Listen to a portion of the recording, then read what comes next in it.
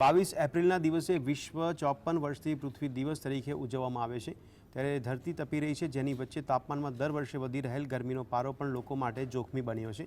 ત્યારે પૃથ્વી પરનું તાપમાન ઘટાડવા માટે વધુમાં વધુ વૃક્ષોનું જતન અને વાવેતર ખૂબ જ જરૂરી બન્યા છે।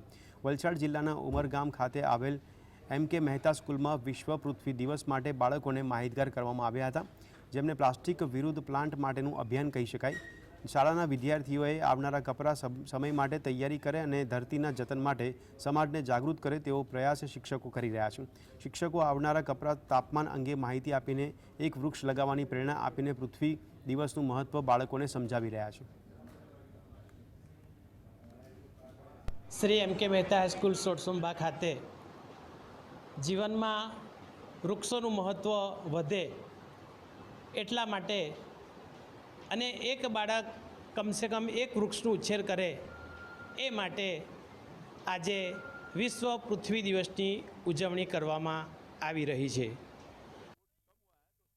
આપણે જે પૃથ્વી પર વૃક્ષોનું જતન વધારે કરવું છે, જેથી આપણને ઓક્સિજનમાં વધારો મળે અને આપણી પૃથ્વીને બચાવી શકીએ આપણે।